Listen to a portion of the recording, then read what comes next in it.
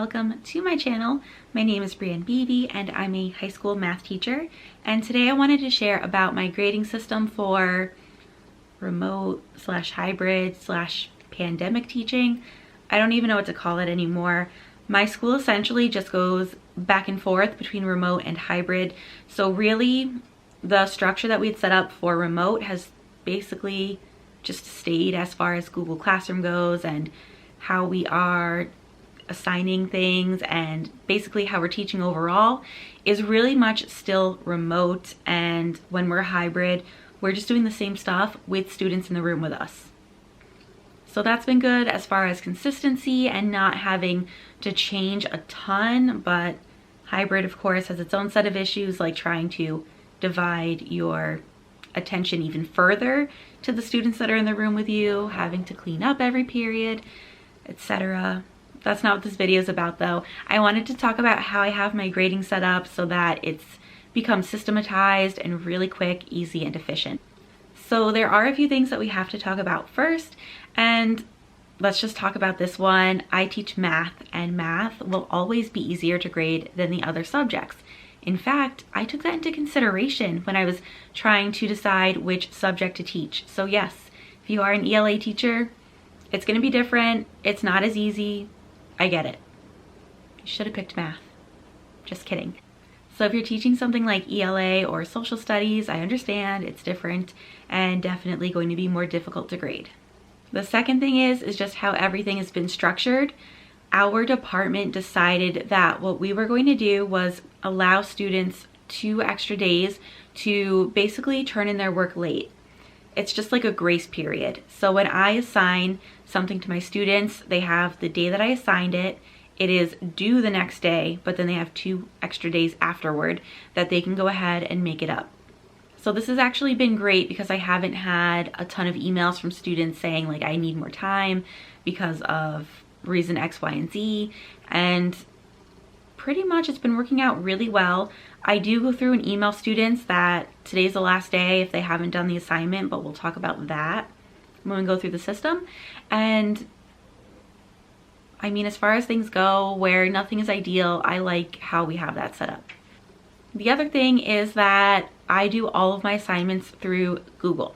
So we are a school that uses Google Classroom, so it just makes sense / is a lot easier to assign things through Google Forms, Google Sheets, and Google Slides. So in Google Sheets, it's a lot of self-checking activities, which you can very often see on the preview how students did. When you go into Google Classroom, you can kind of see like a summary of what students have done. And right there, you can kind of see if they completed the assignment or not. And with the Google Sheets, if you have it set up a certain way, you can see if they got everything right. So that's been really helpful. That's one of the things that I really wish I could show on this video that would make it a lot easier to explain and describe, but I'm not gonna share my students' information like that. So the other thing is with Google Slides, I've been doing sorting activities, and I did a couple of drag and drops, not too many. When it comes to Google Slides activities, I really like if it's just all on one slide because then it's a lot easier and quicker to grade. So that's what we've been doing, in part because it's easier, and then in part because we have Ed Law 2D in my state, which basically does not allow us to use a lot of things, which has been really frustrating this year because every time I like share about something, I get bombarded with messages about you should use this and you need to try that, and we're just not allowed to use a bunch of things. I don't even know what we are and aren't allowed to use anymore. Like I remember Kahoot and quizzes were taken away from us. I think Khan Academy was taken away. A lot of things. So rather than have to go and try to learn something new, because they did add stuff like Edgenuity, which I asked about on Instagram and heard nothing positive about that. So that was a whole tangent I didn't mean to go on, but I've been sticking with the Google stuff for those reasons. So when it comes to having a grading system, I've turned it into a daily routine, and this is the first thing that I do every day. My first period class is a study hall, so that makes it so that I'm able to do this in that time because what else would I be doing during a study hall? So I log on to Google Classroom, and on the page where it shows me all of my classrooms as little tiles, there is a section up on the top where it says to review. So I click on to review, and then I scroll all the way to the bottom of that page, and what I will have there are the assignments that were due like for the last time. Like they've expired between the due date and those 2 days that students had of grace time, so they are done. So what I do for one course at a time is I right click to open in a new tab. And when I say one course, I mean for geometry, I have 2 classes. I open up both classes into their own tabs, and then I'll go through and grade whatever assignment it was that they had. If it's Google Forms, it is like an extra step because I have to go open the form and then record their grades. And while I'm in the Google form, I toggle it to turn off, and I type in a message like the last day to turn this in was, and I just put in the previous day's date so that, you know, if they try to come back, it's clear that they've missed their chance on that one.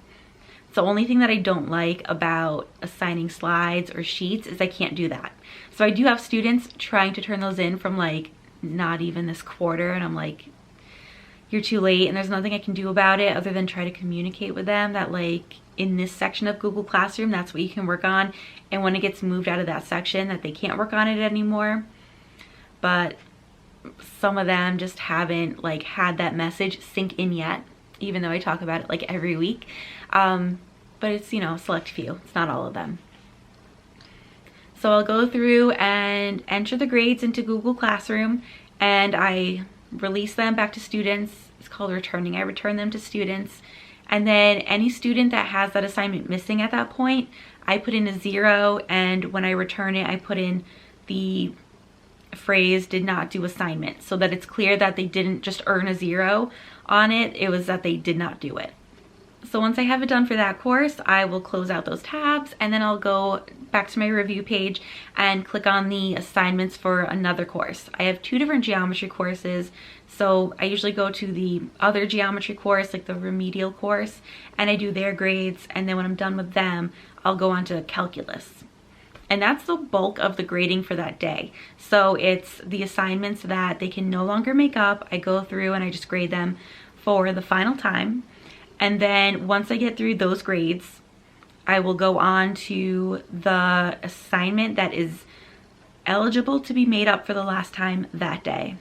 Again, this would be a million times easier to explain if I could show my computer screen, but I can't. So I'll go through and do the same thing and go through and grade who's there. The only thing different is that the students that show up as missing that assignment, I won't put the 0 in for them, but I do email them that today's the last day that they can make it up. And that's actually really quick and easy. I use the blind carbon copy to send the same message to every student that's missing that assignment. And I have a template in my Gmail that just says, you know, just letting you know, today's the last day to make up. And then I type in the assignment title, you know, let me know if you need help, and then I send the email. But I would say that the key thing here that makes this go by so much faster is that I am grading the same assignment, like one assignment at a time. So like I said before, I'm doing the assignment that's due in my geometry classes, and I'm grading both geometry classes at the same time. And then I do the same thing for my remedial geometry classes, and then I move on to calculus. So I'm not going from my regular geometry to remedial geometry to calculus and then back to remedial geometry, because that will slow you down a lot. This is a form of batching, essentially. I'm batching it so that I'm grading one assignment at a time. So after I grade the assignment that can no longer be made up, I right click on it and I mark it as reviewed. So that way when I go to my to review section, that doesn't show up anymore.